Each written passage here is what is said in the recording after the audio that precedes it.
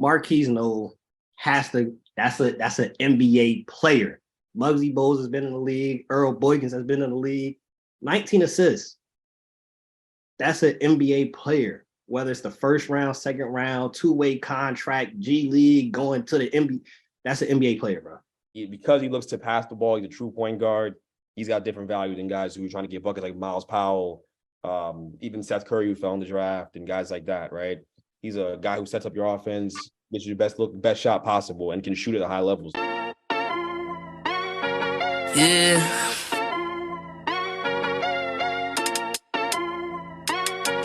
Yeah. Look at me. Bench Mob, they're speaking the facts that you wanna hear. They reppin' Jersey, the vision is clear. Diamonds glisten like a chandelier. You know what I'm here for, like Marshawn Lynch. At clutch time, we do not flinch. Real brothers, we do not switch. Hit home runs with the right pitch. Who run the city? What to do when they hating on you? I feel like Kobe 2010. Taking an L, all I need is a win. Business is business, you know how they go. You playing the seats, now it's on the grow. Tune in now, gotta be in the know. Showtime, bitch, my about to blow. I ain't seen from now. He was really, I did not tell you.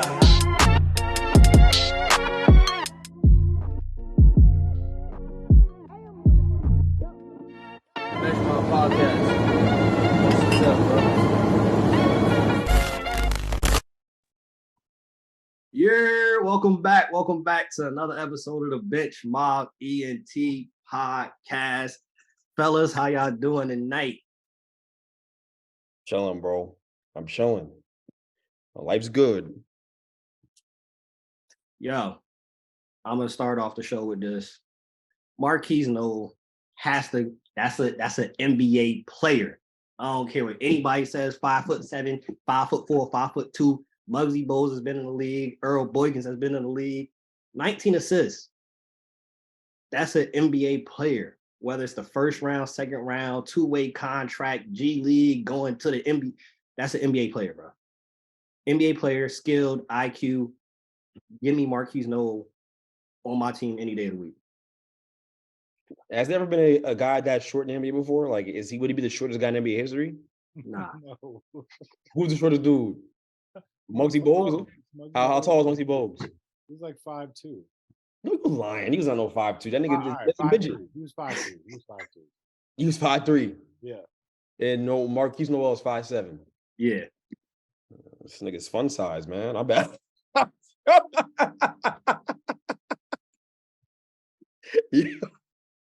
Yo, he's tough though. He's tough. No, for real. I mean, he's an NBA player. I told you absolutely right. He's an NBA player. He's NBA skill. I don't know if they're gonna draft him or not. The track record, they didn't draft. And you know what? Your point is perfect earlier. You didn't get to make your point. You're probably gonna want to make it, but because he looks to pass the ball, he's a true point guard. He's got different value than guys who are trying to get buckets like Miles Powell, even Seth Curry, who fell in the draft, and guys like that, right? Marcus Howard from Marquette a couple of years ago. He's got different value than those guys because he's not trying to get a bucket all the time. He's a guy who sets up your offense, gets you the best shot possible, and can shoot at a high level. So yeah, I can see it. I mean, it's just even Sharif Cooper fell. And just he hasn't really caught on, but he's killing in the G League. So it's just interesting to see how all these things work out. I mean, I'm sure a team he can be in the G League and probably kill. I know that for a fact, and I think he could be successful in the NBA too. But someone's got to give him a chance, and it's harder for guys who are fun-sized like him. So that should be interesting to see how. Y'all think Amari Bailey is gonna be able to come out after this season? He's got NBA skill. I think he might want to wait a year. It's a strong draft, but he might come out. It really wouldn't surprise me. He's good. He's a good player. Is he ready? I don't think he's coming out. I think he's coming back next year, and then you'll see him, ball out.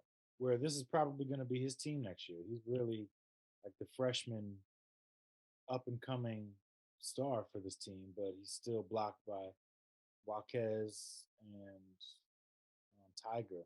So I think next year, he'll show up and he'll ball out, but his stock's not high enough. You don't leave when you're like maybe a second round pick.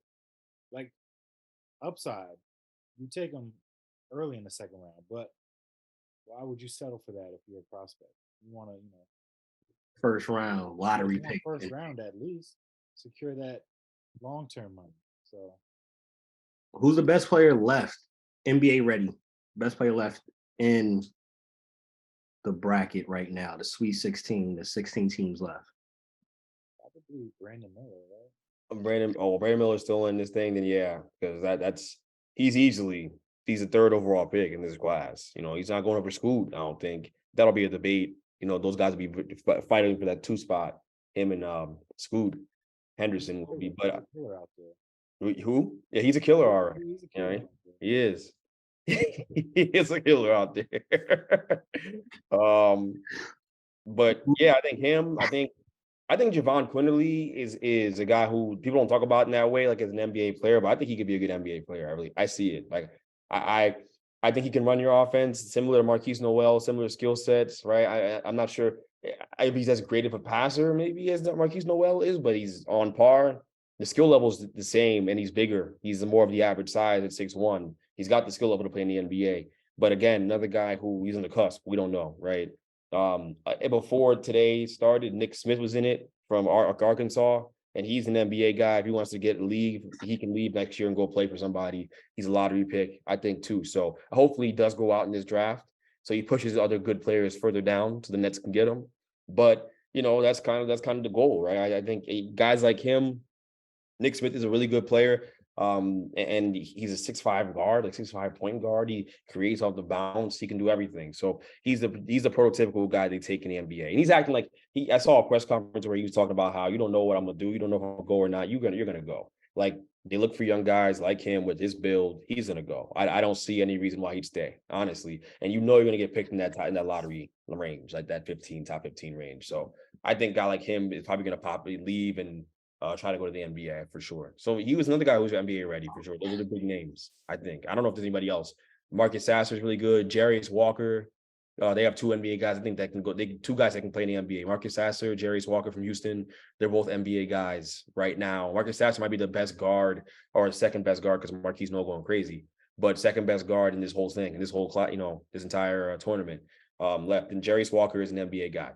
Period. He's a winner. And that's what I appreciate about him. He had a game where he had 6 points, but 7 blocks. He had like 7 boards, 7 assists. He had a great game.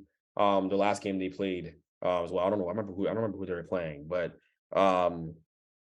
he's a good player. He's a really good player. So I think he's an NBA guy for sure too. Another lottery pick.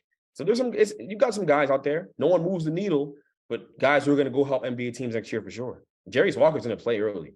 He'll play for somebody. Staying in college basketball on the men's side, is the Big East on its way to being back? Rick Pitino going to St. John's. You got Ed Cooley getting signed to go coach at Georgetown. Do we see the Big East possibly returning back to form little by little with these 2 hires for coaches? I don't get that Cooley move because I feel like it was a lateral move for him from Providence to well, Georgetown's a bigger school. It's a bigger name. Yeah, it is. He's got to bring it back. He's got to be able to recruit classes in that are going to help him turn this thing around. And, he probably can. He's I mean, a lot of guys could do better than what Pat Ewing did over there for sure. Maybe he can get Denver to stay or something. But, yeah, that's interesting. I think that, I mean, obviously it's an upgrade for them, right? It helps them. That was a dead program for sure. So it helps. He can hopefully bring them back to some level of prominence. If you ask me, I think he's the kind of coach that's going to bridge the gap. I think he's going to get them close, and then someone else will come in and take over, and they'll reap all the benefits of the work. That's the kind of way I look at him. But hopefully I'm wrong. And then with Pitino basically cleared out the entire team. And most of these guys ain't even coming back.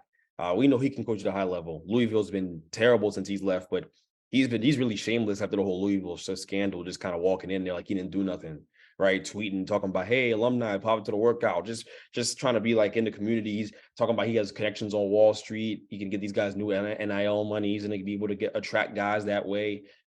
Just he has the greasy car salesman thing about him, the same way I feel about Calipari. With Calipari, if he walked into my living room trying to recruit my son, I just wouldn't believe a word he told me. You know what I mean? Like Calipari looks like he's trying to sell you snake oil or Scion, but he's selling it for like $500K, and some idiot's gonna buy it off him because he just whispers sweet nothings in your ear. So I don't know, man. I don't trust it. I don't trust either one of them dudes, but he's a good coach. So I think they're going to return. And St. John's being good would be cool. I mean, it's ridiculous they're not good. Being in New York, playing at the Garden a lot of times, like there's no reason why they can't attract major talent. So, I think they'll be better too. 18-15 last year, 7-13 in the conference. Yeah, I mean, come on. What the heck? What are we talking about? No NBA guys. The best player that was there in the last like 4 or 5 years was Levette and Shamori Pons. Like, just haven't had guys coming out of there like that. So they gotta do better. And I think they will. How you feel about the Big East, Miles, with Patino there now? I mean, I think that's a good move for him. I mean, he was working his way back from everything that happened in Louisville, went to Iona and brought them back a little bit. I think they even made the tournament while he was there. So, I mean, there's never a question of if he can coach. It's just a matter of can he keep some of the New York talent, the New York guards, the New York players in state and be able to come and play for him. Because, yeah, you can try to sell them on being close to home and you get to play most of your home games at the Garden, which, yeah, young guy, they might not understand what the Big East was back in the day and what the Garden meant to everything. But he's going to have to do it year one and win, regardless of who he brings in. Like, he can't start this next season. They go 18-15 again, or 20-13. They've got to kind of come out and set the tone and make things happen. I mean, the Big East is on the rise again. Marquette, they won this year. Hopefully Villanova can figure it out because, I mean, once Jay Wright left, it kind of left a little bit of a void atop the hierarchy in college basketball. But, like, you got UConn doing their thing right now, too. So, Big East tournament's one of the biggest tournaments in college basketball. So, when all those teams are competitive and they're good, yeah, it's more fun to watch. So even with Georgetown, I know Ed Cooley moving over there. I didn't understand it just because Providence has been pretty good while he's been there, and I'm sure the money's not an issue. But like, yeah, as far as coaches, they always chase that fame and trying to bring up a program that once was great. So we'll see what happens, but I don't know about that one.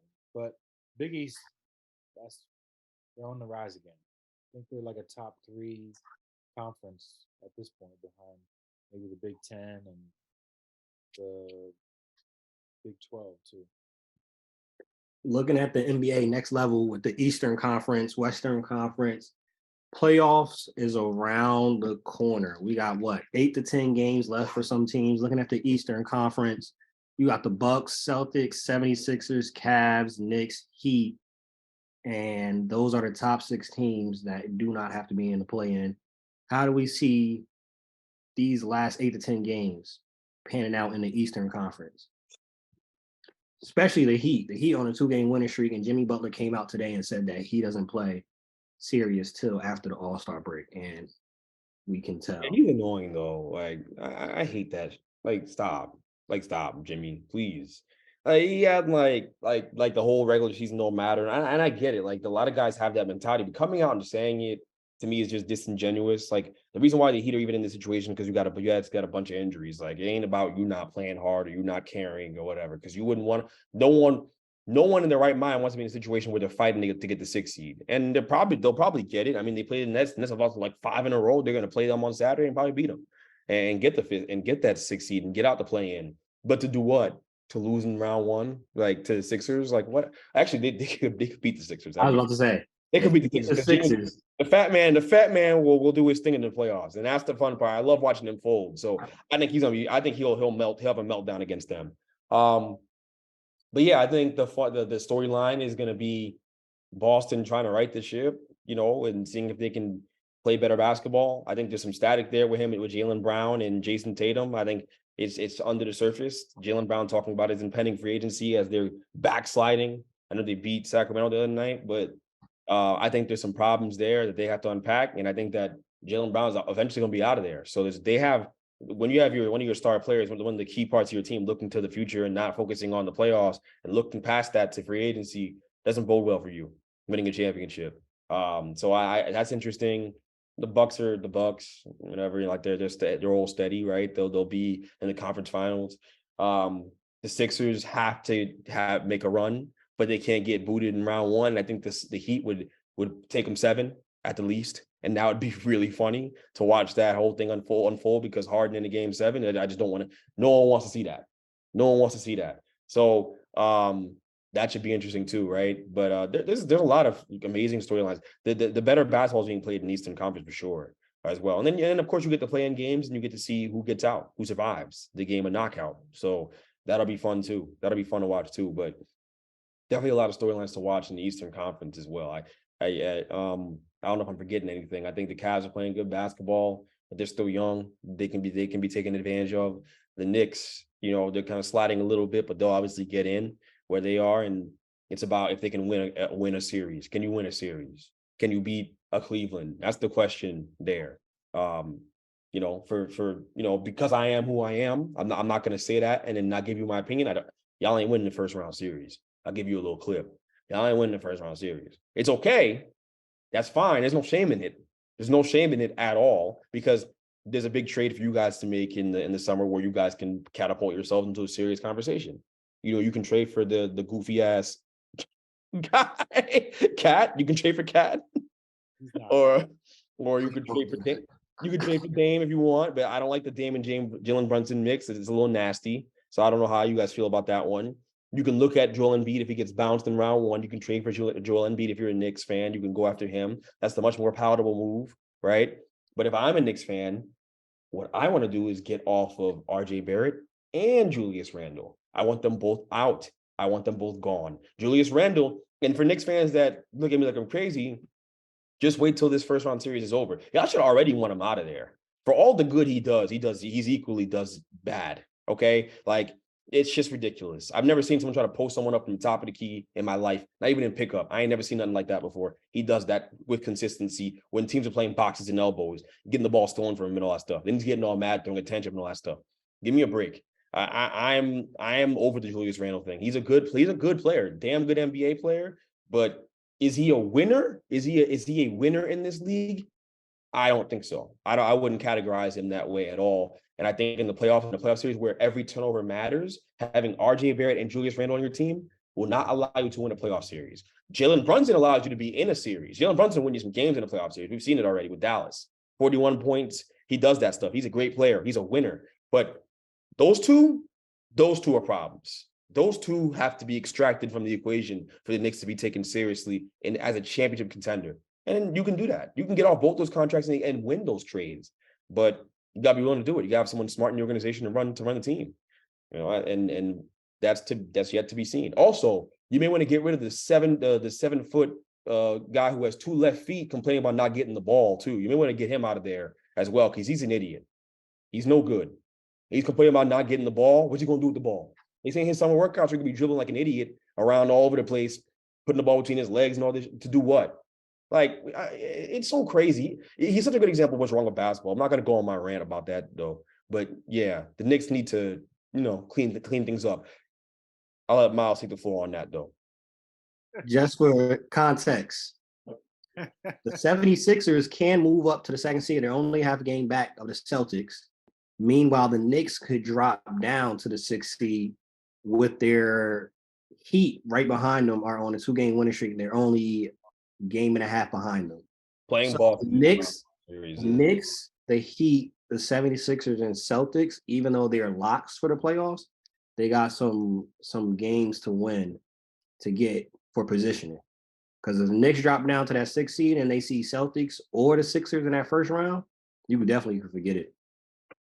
Well, I'm not really afraid of the Celtics. That's a team. Oh my God. What?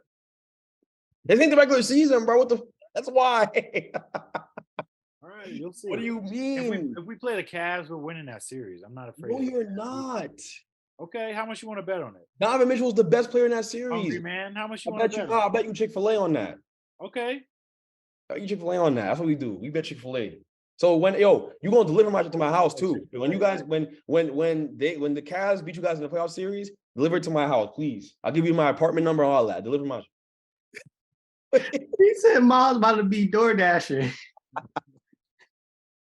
All right, so you're not worried about the Celtics. You think y'all gonna beat the Cavs? So who worries you? What matchup don't you want for the Knicks now? Right. Well, I don't want Philly just because Embiid and Harden are just gonna keep drawing fouls the whole series.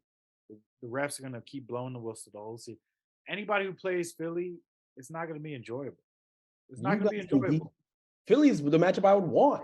Harden in the playoffs, it literally takes a dump on himself. He soils his pants. His white shorts are brown when he gets in the playoffs. He's a guy you can beat. I don't know why that's the series that worries you. You'd rather play Jaylen Brown and Jason Tatum? Are you out of your mind? with Julius at the controls? Oh boy, I don't like that at all. I don't like that for you. I'm gonna be honest, bro. That team is championship pedigree. I don't want to play them in round one. And the Cavs are Darius Garland and Donovan Mitchell are just they're the two best players in the series. Two of the three best players in the series. It's Jalen Brunson and those two. That's the way I see it. And they've got the bulk of the elite players in the series. Those two guys are amazing. I wouldn't want to see them, bro. They could ruin your night any given moment. Those guys are talented, bro. I don't want to see those dudes. And Don has a playoff track record of having some success. So it's not like, you know what I mean? Like, it's not like he's a guy who's sweet, like in that moment. He's not. So I don't know, man. Hopefully I'm talking you off the ledge, but it don't seem like his Knicks fans ledge. Invincible. Ain't no ledge. I'm You're gonna fall off the ledge.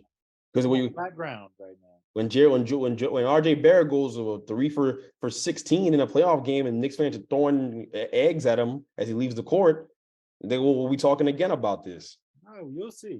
I don't have much to say about it. He can't play major minutes in a playoff series. RJ Barrett cannot play. Fine, Julius is one thing. I understand the value of having on the court, even though he's gonna make mistakes. You can live with it because he could get you 30. RJ, no. That going left stuff, like where he just drives to the basket and he just goes left repeatedly. It's the regular season. It's not the same intensity.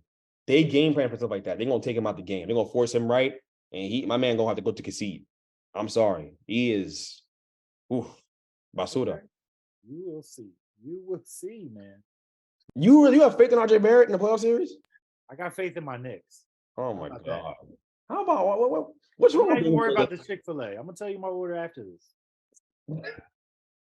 Y'all not winning a round one series, bro. So when I come, I want what? How many nuggets I get? I be getting what? I get like, I haven't gotten so long. I be getting like 20 nuggets or something like that. Yeah, like 20 nuggets, bro. You worry about the Knicks? Worry about your team playing, Bob. My team is not good. I can be honest. I'm unlike y'all. I can be honest. Those fools are losers. They're losers, right? All right. So I'm not saying we're going to win a first round series.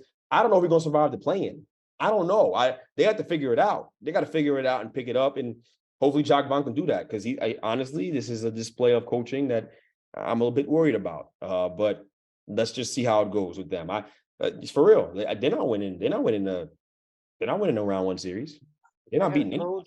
They had a coach like Kenny Atkinson. Things would be different. Maybe Kenny Atkinson comes back. Who knows? Maybe he comes back. Maybe they bring him back. I'd love to have him back.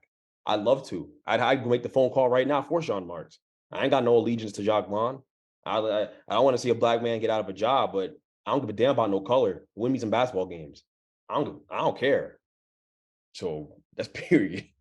In the Western Conference, how do we see this one panning out?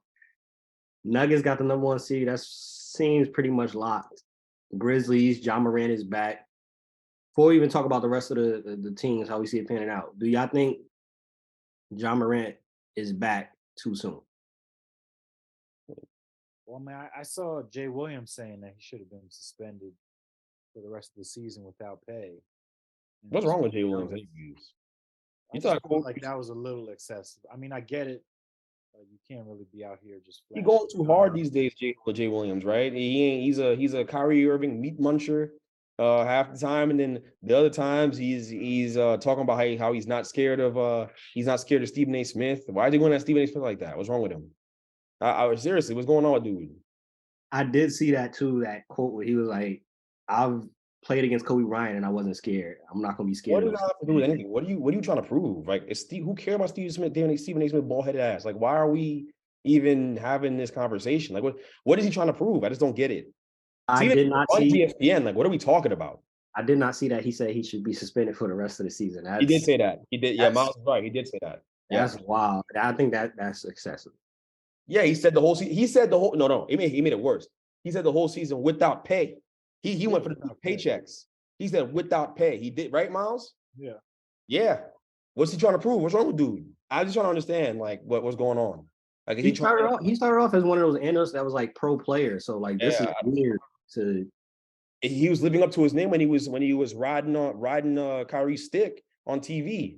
But I don't understand what he's on now. I don't get what he's doing. I just don't understand the whole thing. Going at Stephen A. in the public, I just don't get it. I wouldn't go to that extent of saying suspend for the rest of the season without pay, but Josh said it's something dealing with stress, right? I don't. He's back too soon. I don't know if you fix whatever stress you're going through. Can't fix anything that quick, and y'all about to go to the playoffs. That's one of the most stressful, packed situations. He didn't fix anything. He's still coming back to almost. It's a parade inside my city. So I don't know, man. You guys, you got T. Morant ran the redemption. Did y'all hear Skip Bayless say that? By the way, you guys hear Skip Bayless talking about it's a parade around? It's a parade in my city, yeah. Skip Bayless is an idiot. He smacked the table. It's a parade in my city, yeah. He's such an idiot. He's such an idiot. But nah, it's too soon for sure. I don't know the appropriate punishment. I'm not gonna sit here and act like I know what it is, but he needed more time away from this thing to figure stuff out. Yeah, sure. Even if it wasn't a suspension, like even if the Grizzlies stepped in, was like, "Yo, just get yourself good, get your mental right." I would tell him you can't come back to cut out all these bum ass in your life. Period. Cut them off. That's the thing, though. A lot of these reports, he's the one. That's the thing. You know, they'd be like, "Oh yeah, it's the inner circle and people that he's surrounded by." He the one that showed up at the mall. He the one that put the balls. It's him. He's an idiot. Ja Morant's an idiot. That's part of it too. He pop up at these spots looking for trouble and that stuff. Like, why? Who's scared of Ja Morant walking to a spot anyways? That's what I'm saying. Like, he's not a physically imposing dude. Walking around like he's Bron. Like, yeah, he got to go. Miles looking at him like because he's gang affiliated or something like that. Maybe he is. Maybe he is walking around here with guns, talking about the gun wasn't his. Like that's not the point. You had a gun in a place where you shouldn't have had a gun. No one cares whose gun it was. Like the hell, like he's just such a child. And look, man, I sort of have the patience for stuff like this. I really don't. You're messing up your life for no reason. Hopefully he doesn't have another instance like this, but I know he's still hanging out with the same people. Probably he's bad. He took a week hiatus. He's still hanging out with all them dudes from the block, even though I heard he had a nice little upbringing. So I don't understand it. Like, hopefully he figures it out. But he's back too soon for sure. But for the people who are comparing this to the Kyrie Irving thing, where he posted the anti-Semitic tweet, it's not the same. People are so stupid. People are so stupid, yo. Like, I don't understand like the lack of intelligence that we show as a society. Like, how are you comparing the two things, bro? How are they remotely the same to people? It doesn't make no sense. Kyrie posted something that literally affected millions of people in this country, right? Whether he meant to or not, whether he meant for it to come off that way or not. I don't think he's anti-Semitic, but that's what he did. He posted that link and it was anti-Semitic material. So in a vacuum, he promoted it. That's what he did, right? That's what you do when you put something on Instagram, on Twitter or whatever. Your like tweets are promotion. If you like a tweet that says something crazy, you're promoting it. So it's no different when you post a link. So yeah, like he hurt the feelings of a lot of people out there. All right. Like whatever they feel about that, that's what happened. Their feelings is hurt. Can't tell people how they feel. Their feelings are hurt. They were mad. Totally different situation than Ja Morant being a dumb person, okay, and holding the gun in a club. Like totally different situation. So I just don't understand how people can compare the two things. Like Ja Morant, the only person he hurt in this situation was himself. You know, like ain't nobody's feelings are hurt because John Morant was doing something stupid. Maybe besides his mom and dad. That's it. All right, don't affect millions of other people. Does that make sense? All the fools out there who are comparing it, I don't understand. What's wrong with people? I have to log out of Twitter at least twice a day when I read some people's tweets. Yo, it was like Joe Budden was on his podcast saying that too. Like he was saying, "Oh, I was Kyrie. I'd be so mad right now." Joe Budden's an idiot. Joe Budden is an actual idiot. Well, we know Joe Budden is a podcast god, so he's. Maybe that's what he was doing. He was trolling. I don't think so, but I think he really believed that, John. Oh, but I was gonna say also he's a huge. When the Kyrie situation went down, he's a huge supporter of Kyrie. So that's where that's. Why? What is their support? What are people supporting? I don't understand. He's great at basketball. You can separate the two things. You can be great at basketball and be a fool. He's both things. It's okay. Like, you know, you can dribble some balls. Don't mean you're a great person. He's a good guy. Who's a good guy? Kyrie. You can be a good guy and be an idiot. You can be a good guy who's an idiot who's good at basketball. You can be all three. You're still an idiot. So is he still an idiot from West Orange? That's what he's doing, bro. He ain't shit. Yo, do we see the Kings getting out the first round? They're the number 3 seed. They could possibly move up to the number 2 seed. Do we see them getting out the first round? It depends on matchup. Like all these things depend on the matchup.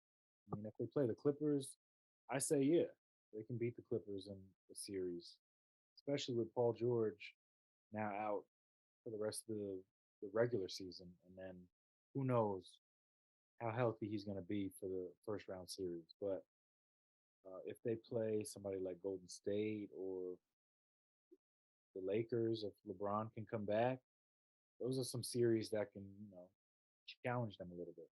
Because those are teams that have been here. Most of the guys on the Warriors that are still here, they've made playoff runs. So they're kind of already ready. They're up and down this year, but come playoff time, they can kind of hit that switch and take off.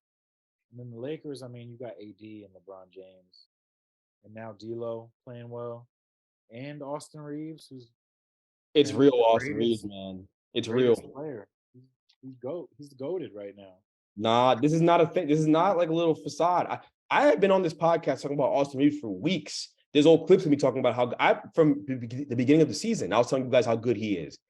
It's just starting to show. I'm telling you, man, I got an eye for talent. I knew this guy was going to be really, really good. It's not a facade.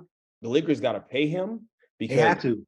Because they're still dealing with the ghost of Alex Caruso. He's better than Caruso, and Caruso and him are very different. I don't want to, Caruso's great. He's a winner. Better like, offensive player.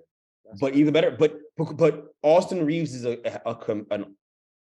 hell of a competitor, and so defensively, while he's not as good as Caruso, he's not a specialist on that side of the ball. He's still really, really good. He's still a good defender. He's still someone you can have out there. He's not a liability. And offensively, he's gifted. He does a great job playing off of a live dribble. He's one of the best in the league at doing that. Like right now, he plays off a live dribble better than a lot of guys in the league, right? So draws fouls like crazy because he drives to the basket. And another thing I'll say too, the Suns are complaining about not getting free throws. They literally are 25th in the league in drives to the basket, and they're complaining about free throws. Like something about that team is complaining. It starts at the top with Devin Booker. He's always complaining about something. Like shut up and play basketball, man. Like give me a break. This sense of entitlement from that team is so annoying. And they're even more annoying because now they get that peasy head, that guy over there playing over there too now. So it's just, they bother me, man. They're complaining about not getting foul calls. Y'all don't drive to the basket. Y'all don't play inside out. They take a bunch of mid-range shots or threes. That's what the Suns do. That's their MO. You're not going to get a lot of fouls like that. You're just not. So what are we complaining about? You know what I mean? I don't understand. Like you don't have guys who drive to the basket like that. And can't drive to the basket either. And they ignore DeAndre Ayton. They don't give him touches. Yeah, exactly. So what are we saying? Like, if we don't play off DeAndre Ayton, you're not getting to the basket, you're not getting no foul calls. There's no reason to be sitting here complaining about it, like as if you're sick to your stomach. This is not a Scott Foster thing, okay? It's the thing about the way they play the game, period. They don't get to the basket nearly enough. It's why they lost that series to Dallas last year. That's a big part of the reason why. Yeah, I don't even know where I started. Where I start at? Austin Reeves, hell of a player. Lakers got to keep him because if they don't, someone else will snatch him up. And I would love the Nets to be the one to do it. but I think they're going to keep him. Speaking of all the success, right, with Austin Reeves, D'Lo playing good, AD's on that MVP level again. How do the Lakers continue the success with Bron coming back, being that he's a player that needs a ball? Or are you telling Bron you be off the ball because Austin Reeves, he's been playing well because he's had the ball in his hand. He's getting in a rhythm. D'Lo, the ball in his hand, getting in a rhythm. AD getting his touches. Bron comes back. That kind of all changes. I think Bron can assimilate himself to the situation pretty easily. He's the best basketball player I've ever seen in my life. I don't really worry about him reading the room and understanding what they got going on and fitting in. And at the end of the day, there's literally no player in NBA history who better with the ball in their hands than LeBron James. So if he has the ball in his hands, ain't nothing to complain about. But Austin Reeves will still get, he's not going to get as many shots, sure, but he doesn't take a lot of shots. He took 10 last night. He had 30 almost. You know what I mean? He gets free throws. So Austin Reeves still going to eat. He's still going to create. AD will still get touches. LeBron, in the perfect world, that's what LeBron wants. LeBron wants guys who can take the load off of him. So I don't really worry about that. AD was supposed to be playing great with Bron on the floor, and Bron could relax a little bit. He wouldn't be hurt right now if AD wasn't such a fool. You know what I mean? So now these guys are starting to play better, and this team's more well-rounded. I think that he'll assimilate himself nicely. He'll take his foot off the gas a bit, and then he'll turn it on at certain points of the game. You'll see him take over, which is what he wants to do anyways. It's perfect. And that's why LeBron's taking his time to come back. I think he has some belief in this team and the talent that's around him. So I think that LeBron will have no problem. I don't think he's going to be a detractor from this at all. They'll only be better for having him back. And having Troy Brown come off the bench, damn good player come off the bench too. So I think they're going to be real good, and they're going to be annoying. Like, they're going to be a team that can get to the conference finals. I really mean it. They just got to get in. Like right now, I think OKC's losing. They got to lose. Like the Pelicans won annoyingly. The OKC's got to lose. So they just got to get in. I don't want to watch these other teams. I don't want to watch the Pelicans play. I need the Lakers to get in. Like, just get into the dance. Give yourself a chance. And then we got something to watch. Speaking of LeBron, who is the most feared player in the NBA, since obviously players don't think that LeBron is as feared as MJ, I'll say. I don't even think I hate people, yo. I hate people so much. You got March Almers on this podcast talking about how LeBron's not feared, and he ain't got a haircut in like 5 weeks. He worried about all the wrong things, and he's talking about how LeBron ain't feared. It's like people go out of their way to do anything possible to discredit LeBron, to prop Michael Jordan up on this pedestal, because Michael Jordan is iconic, and I get it, man. But he's not the best basketball player who ever lived. He's not. Like, when you look at LeBron and him side by side, LeBron is a better basketball player than Michael Jordan ever was. Period. Like, if you're just looking at it factually, side by side, bro. All right, like, forget the I want to be like Mike, forget the theme music, forget the sneakers, forget the Space Jam, all that nonsense. Like, he was a big deal. I get it. He was the biggest deal in the world. Great. It don't matter. Like, if you're looking at it objectively, LeBron is the better basketball player, and that's fine. Things get better with time. You're supposed to. But yeah, this narrative is just tired to me. So Michael Jordan was more feared because what? Because he was an asshole? Sorry. Like, because he was, because he punched teammates in the face, because he talked trash, or because he was always trying to score in a league where they only ISO'd. There was no help defense. That wasn't really a thing back then. You were on an island, right? If you imagine being one-on-one LeBron all the time. Where I think people go with that, from what I've heard, that's where people say he's more feared because of the ISO and because Bron plays a different way. So as a defender, I can get it as a defender. For example, I'm going to put this out there, and you'll understand this. Our listeners may not understand, but I fear defending Ruben way more than I fear defending the player that wants to facilitate and play the game the correct way, which Bron does.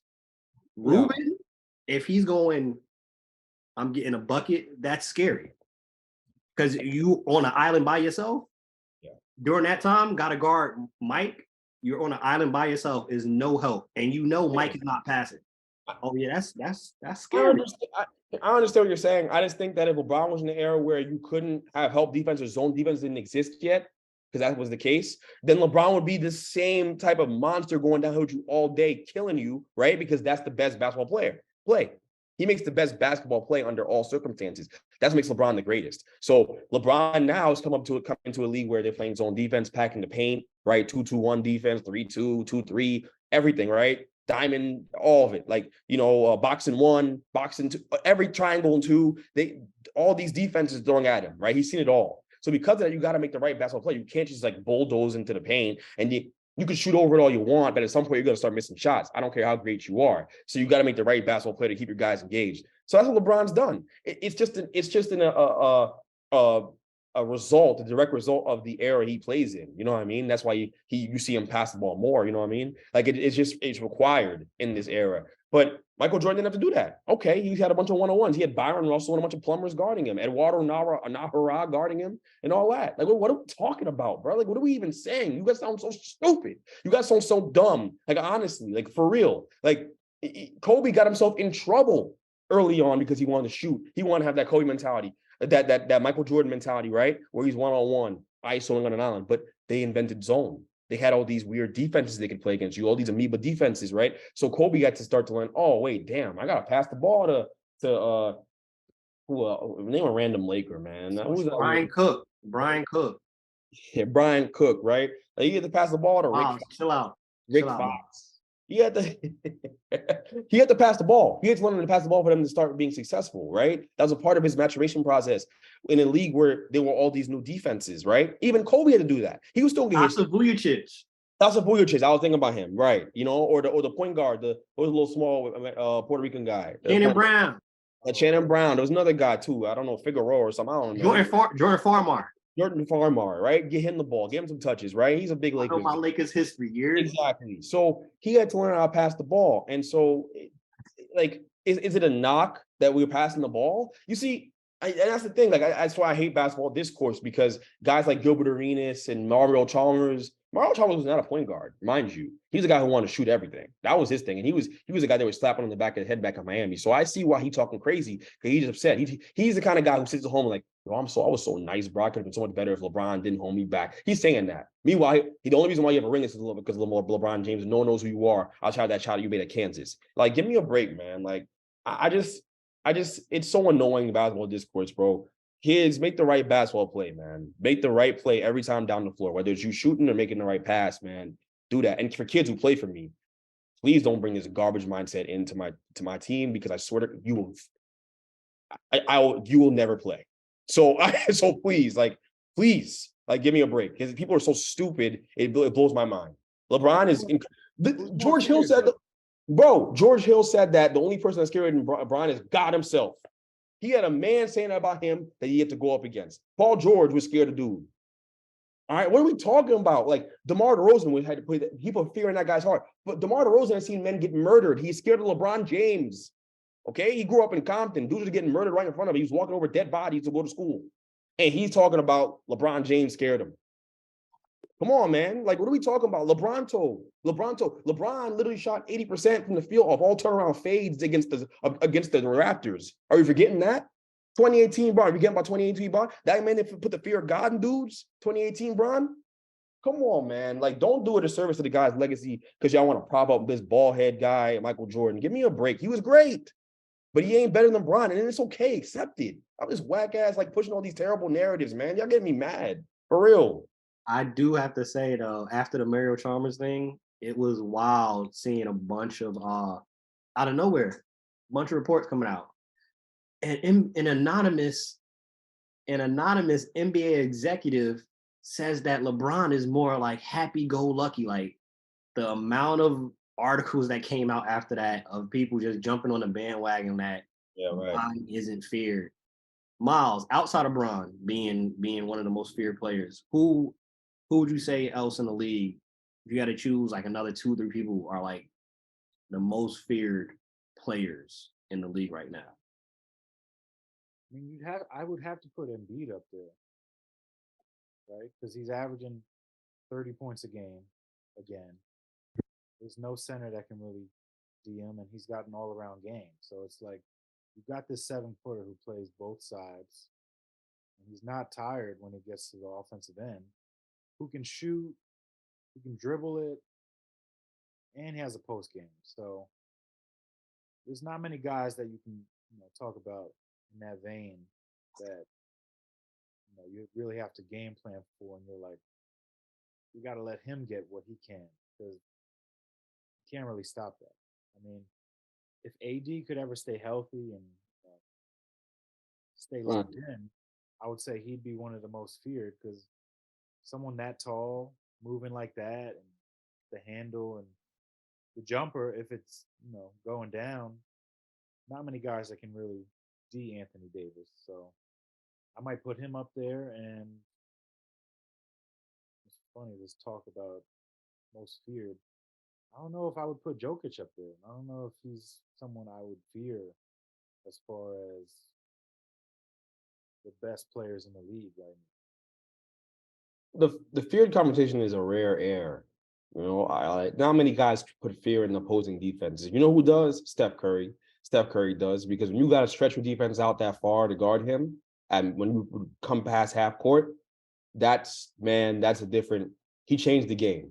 Guys who are revolutionary players usually are guys who put fear in defense. And Embiid is scary. I mean, he's fearsome to face, as well. But you talking about Steph, you put Dame in that conversation too. I think Dame is in the conversation to a lesser degree. Yeah, I think Dame's in the conversation. But yeah, of course, to a lesser degree, it's just like against that being on the island, Steph, Dame being on the island at half court.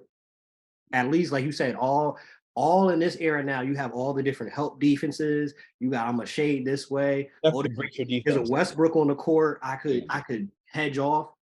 When you got to guard. Hedge. Not hedge. You sit in the paint. You sit in the restricted area against Russ. You could double team off Russ. When you got to guard them, though, you're at half court, and you have no idea where the hell is at. That's a wide open court. That got to be scary. That has to be scary. Kyrie Irving, that has to be scary. Kyrie is a scary guy. Yeah, you have to go look at your kids afterwards, and your kids are looking at the video of you on the floor, touching the floor while Kyrie is scoring a bucket. That is scary. That is scary. Having to guard Kyrie one-on-one is scary. He has to be in that conversation as most people. Yeah, Kyrie, Steph, Bron. I don't care what no one says about Bron. Like, Bron's a lot of ways to beat you now, but 260 coming on the court with that shoulder right in your chest. I'm not guarding that. There's a reason why I'm sitting here. I'm a lot of reasons. One of them is that I would never think to guard LeBron James on a transition situation. Forget that. So yes, fearsome for sure, scary, freak of nature. But yeah, Giannis. I almost forgot about Giannis. I mean, yeah, Giannis is scary because he plays basketball like a football player. Giannis is literally like Jerome Bettis. I compare his game like Jerome Bettis. He's Jerome Bettis in the basketball court, right? He's on running to you. What was Shaq? He was similar. But here's the difference. Shaq wasn't playing point guard. So Shaq was just catching the ball down low and bruising you up. Like we associate that brutality with the center position.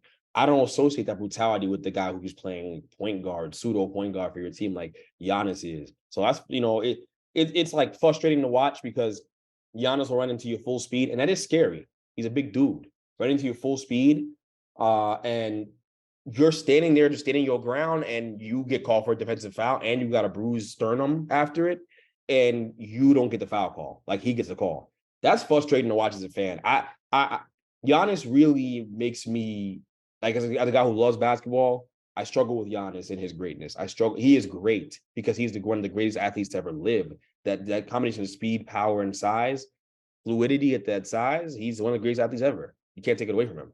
But the way he plays basketball and in the quandary he puts these refs in every single time, it makes it so not fun to watch him. I struggle with that. I don't enjoy watching Giannis play basketball at all. There's not even an iota of me, and you know what I'm saying? Like, I don't enjoy it. I enjoy watching Embiid and Jokic way more. I enjoy watching guys like that way more. I'm serious, like Steph, way more, Bron, way more. Because he plays with a brutality, and there's just an exploitation of the rules with him that really annoys me. Like, like when you just run into my chest and you getting foul calls, I don't know what am I supposed to do? How do I coach against that? It's just ridiculous. Like, it's so it's tough. But yes, he is scary. He's scary because he's gonna draw every foul in the book, and he's gonna run right over you. So he played back like a fullback. He's Juszczyk. What's that guy from the 49ers? That's who he is. Real quick. Looking back at it now, and I think it's enough time that we can look at it. The Clippers trade for Paul George, is it safe to say that was a failure? Yes. OKC got SGA, and they have 6 or 7 draft picks from that. And four of those draft picks are swaps. So, like this year, being that OKC is in a higher position, they might swap it based off of the lottery. If Clippers have a better pick this year, OKC can actually swap it from them.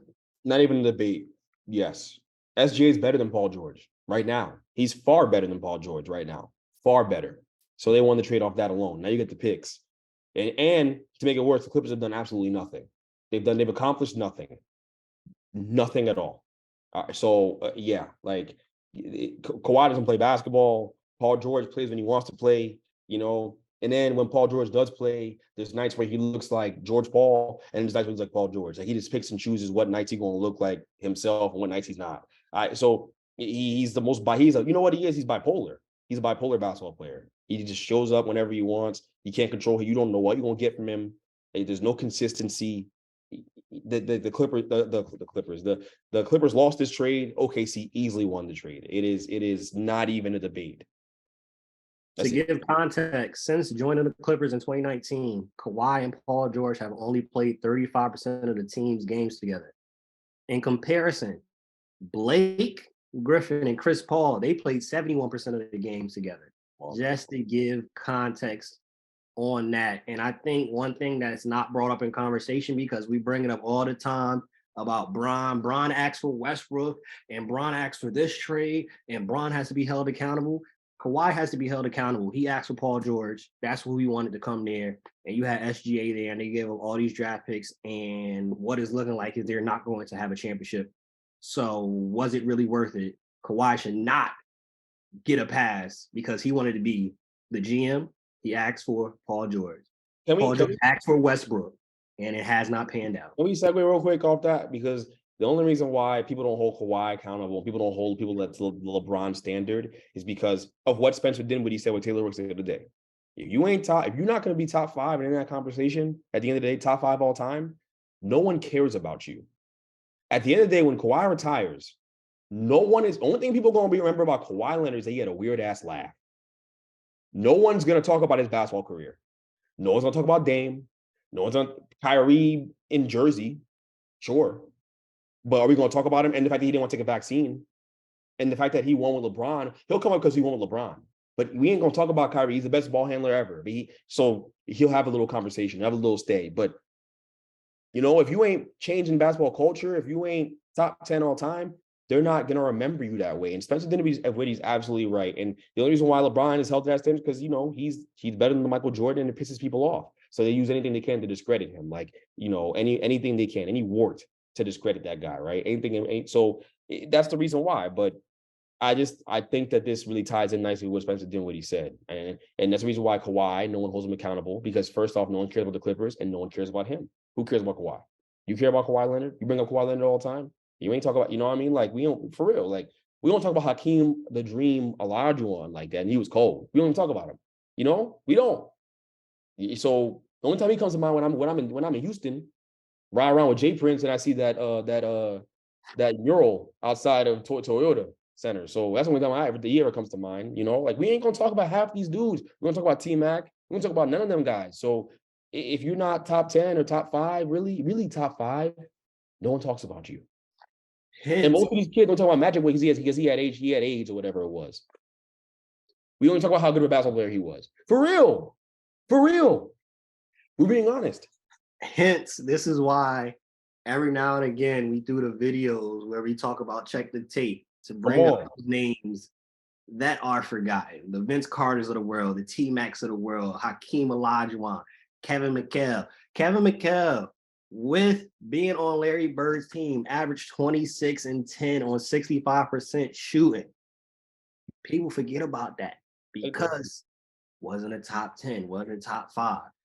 This is why we do those videos, just to bring those conversations back up. Miles, we're going to transition. We're going to talk about some football, some baseball, baseball classic, and we're going to end off the show.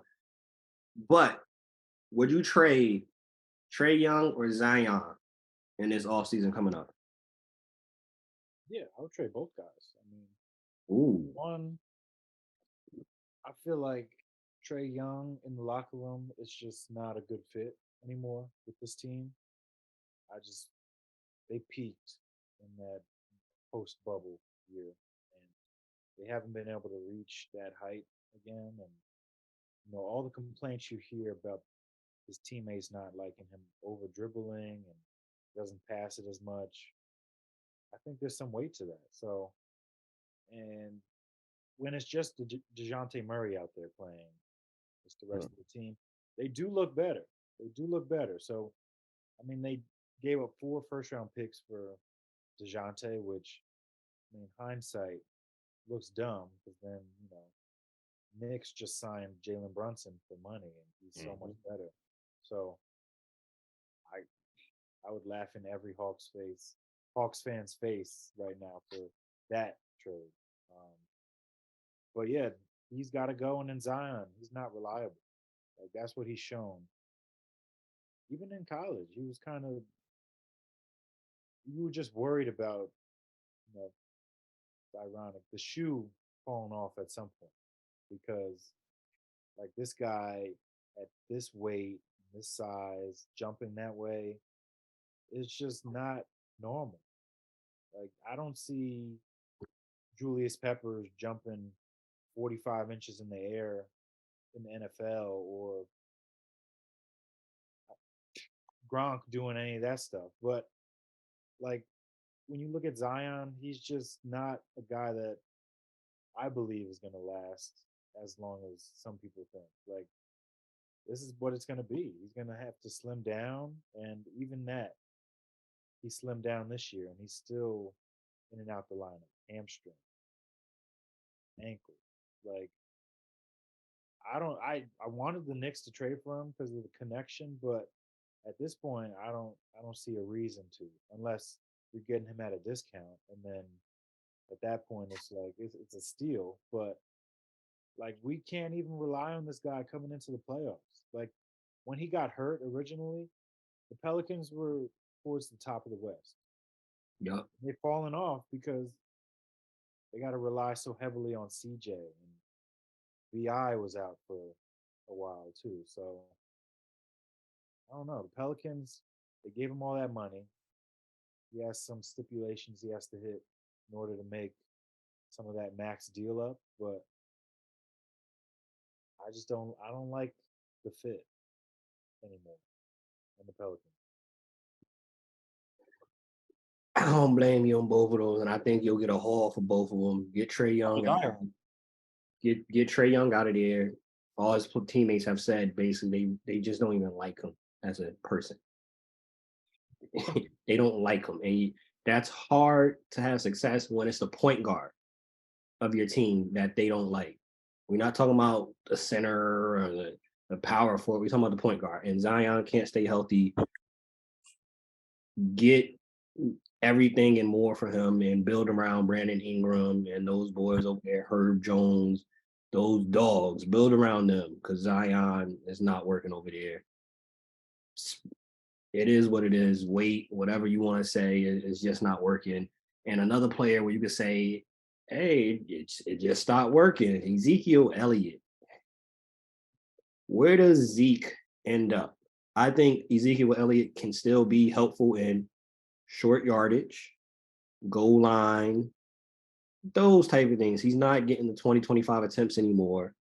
He says he's slimmed it down to 3 teams: Bengals, Jets, and Eagles. I don't know if those teams want him also, but he said those are the 3 teams. I can see the Jets calling him. I can see it. Y'all trying to make a splash everywhere. Y'all trying to splash it up. Y'all splash. Not really a splash because he's not going to get that much money. I just want names, man. Y'all trying to put the Avengers together at this point. That's the whole thing.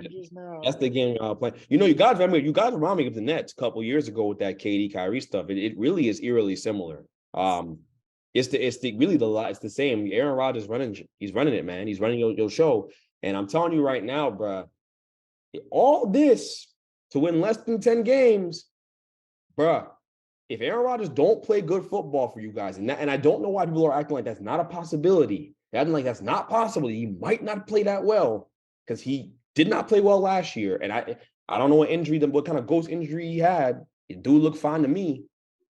I don't know what was wrong with him. Was it his ankle or what was wrong? Was there actually an injury? Is some guy missing? I mean, I'm sure he had some kind of nicks and bruises, but Russell Wilson had a knee surgery this summer. He wasn't healthy, right? But it turns out he was fat as hell the whole season. You saw him with that shirtless pic after the season. Dude looked like an Oompa Loompa or something like that. I don't even understand what he's doing.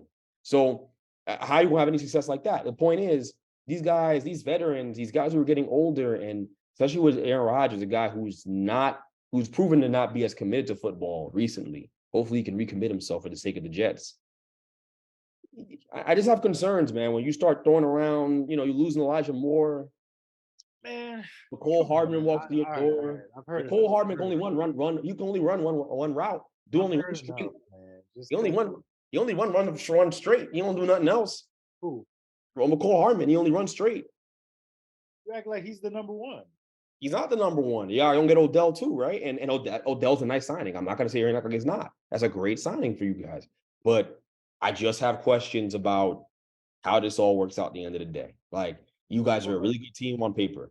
So who was his offensive coordinator when he won those back-to-back MVPs? Hackett's a genius? Is that guy?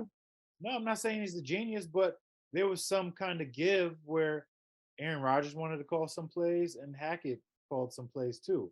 That's why he likes him so much. With LaFleur, I think he wanted to run his system and his system only. And that's where things kind of went haywire. Because if you look at it, we're not that far removed. We're 2 years removed from him throwing 40 touchdowns, 3 interceptions, winning a second straight MVP, and you're just like, this guy can play until he's 45 if you want. And then all of a sudden has a down year, and now people think he's not a good quarterback anymore. It's not even that. It's not. That's not what it is. It's just him being all like, I'm going on darkness retreats. I'm looking into this new drug to go smoke or to go inject in my veins so I can go see new things. And he's weird. He's just a weirdo. And so he's a very talented weirdo. Okay, just like Kyrie. Same thing, right? Yeah, but same thing. You're right. But so I just don't. I don't know. I don't know where his head's at. No one ever knows where his head's at, and is football the main priority, right? That's the thing with him. Is football the main priority? You missed OTAs last year. You gonna complain about how the receivers ain't up to speed, but you didn't show up to OTAs to work with these guys. Are you gonna do that for these new receivers? You're throwing to all new guys. Throwing to Odell. You're throwing to Alan Lazard's not new, sure. So there's some camaraderie there, but you're throwing to new dudes. McCole Hardman is new. He just run fast. He ain't about to hit every route in the route tree. Don't have him go try to run no post or something like that, or run a double move. He ain't doing that. He'll run around the stadium. So what are we like? What are you going to commit yourself to playing football this year? That's the question with the Jets, with Aaron Rodgers in particular. The roster is all there. How's the O-line? Is the O-line going to hold up? Mekhi Becton? Is that his name? Mekhi Becton? Is that his name? Is he no longer the fattest man on earth? Like, has he lost weight? Like, where are we at there? Like, is he good? Like, they're just questions. Like, I just have questions, and the Jets have been very loud this offseason. And if it doesn't work out, bro, that's the thing. If you're in the media, of course you're gonna have questions. I'm in the media. That's your job, right? To have questions. So I hear you. I'm in the media. So you work for the Jets, Mob? No, I don't. Miles on that same energy you was on. His front office, they believe in what they doing. That's all he listening to. Yeah, that's the only opinion that matters. The success hasn't been there though. That's what I'm saying. The success has to be there. We won 7 games last year with. When do we give awards for winning 7 games?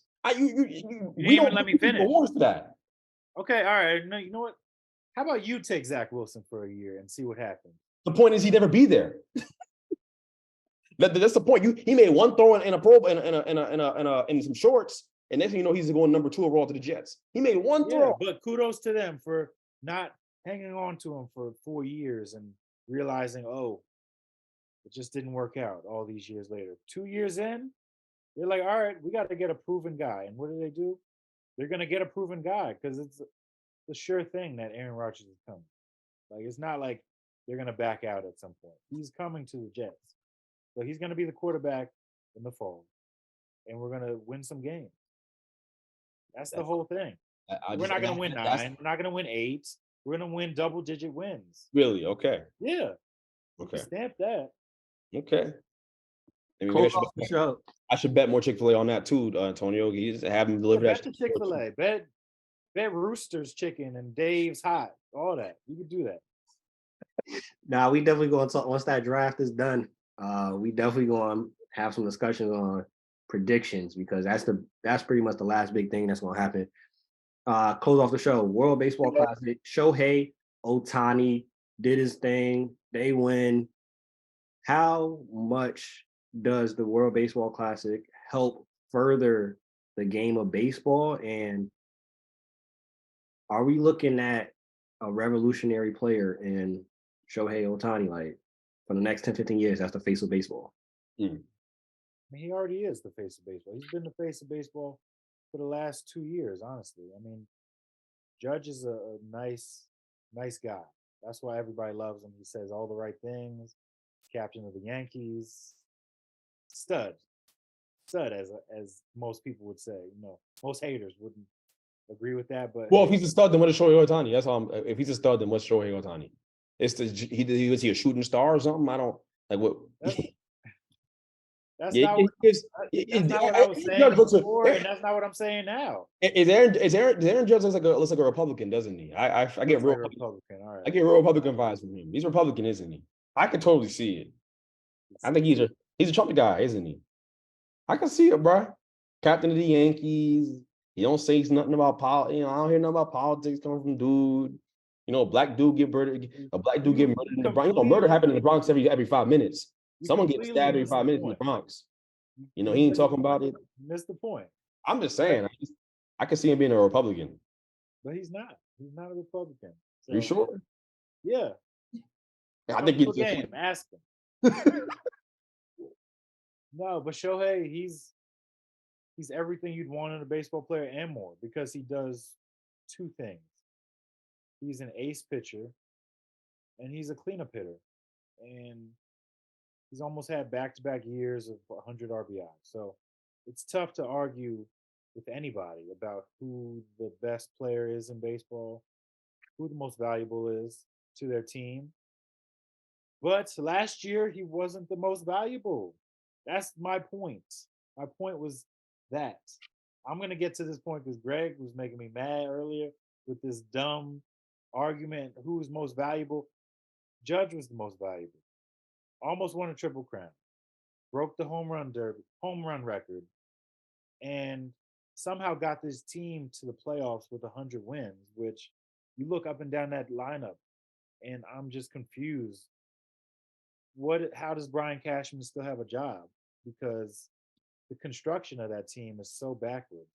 But yet Judge put the team on his back. He didn't have to go out every 5th day to pitch to do that. And even when Shohei did that, they didn't do anything. They won 69 games. They had Trout hitting 40 home runs. And Shohei, and also Shohei hitting 40 home runs too. 34. Let's 34 home runs and being an ace and having 12 strikeouts per game is crazy.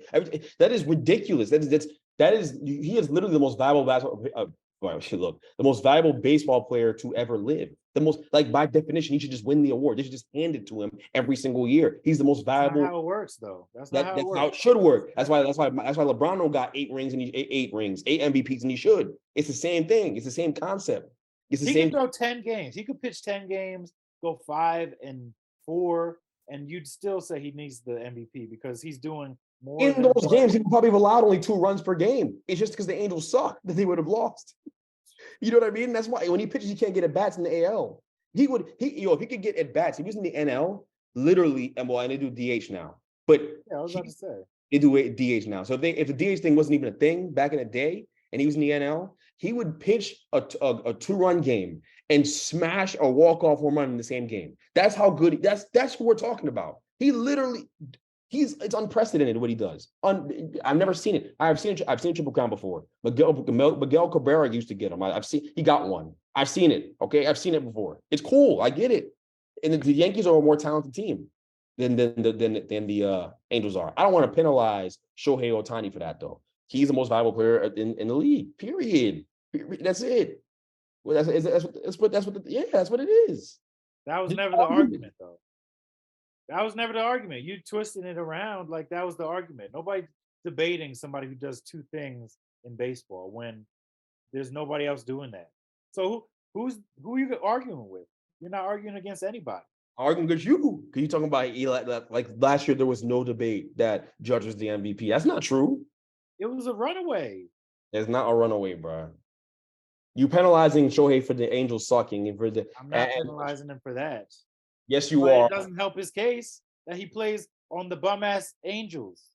Look, that's not his fault. Baseball's not even a sport that's that individualistic. One player doesn't make you like that great of a team. It doesn't work that way.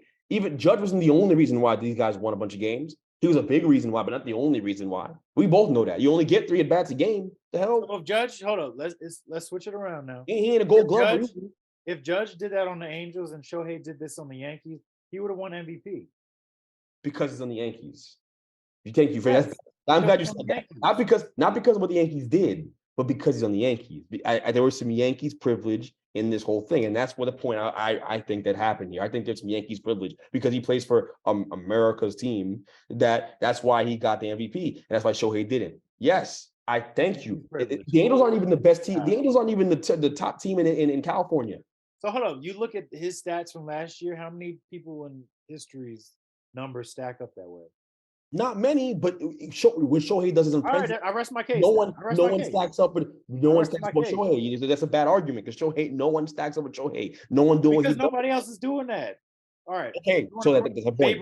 Babe Ruth. Then you want to compare Babe Ruth's stats back then? Why are you comparing Babe Ruth to a car salesman to Shohei Ohtani? They're not even the same. Shohei Ohtani is so much better than Babe Ruth. It's not even funny. Babe Ruth, if Babe Ruth could see what Shohei Ohtani would do, he'd roll over in his grave 5 times. What? No, somebody would have to roll him over. That's besides the point. Like Babe Ruth was a pitcher first and then became one of the most feared hitters that ever lived. And I'm not saying Shohei's not better than him. Back when dudes was going like 70 miles an hour. Noodle arms. Dudes is doing insurance claims on Monday and then they go to work at night throwing pitches. Like, give me a break, bro. Give me a break. We ain't got no film of it, bro, Babe Ruth. There ain't even no film. There is. And of what? The fields were a lot bigger, too. It was like 410 to right field. So, I mean, you could complain about car salesmen and shoe polishers. And you know what Shohei would do back then? You seen that slider? You seen that 100-mile-an-hour fastball, the slider? Yeah, he's a really good player. No, he's the greatest already. I've already seen enough. He's the greatest player ever, and he's gonna be a Met. It's the craziest thing. He's gonna be a Met. He's gonna be a Met. You know your broke ass team ain't outbidding the Mets. so that's the best part about all of this. Steve Cohen's gonna have to sell his home, all that. He's got the money. Yeah, he's flush with it, and I don't care how he got it either. Just get him. He's laundering drugs. He's Weston. He's doing Weston Holdings. Tariq selling drugs out there. I don't care. Get it done. Yo, you already know the vibes. You stay ready. You ain't got to get ready. Bench Mob, we out. Peace. Peace.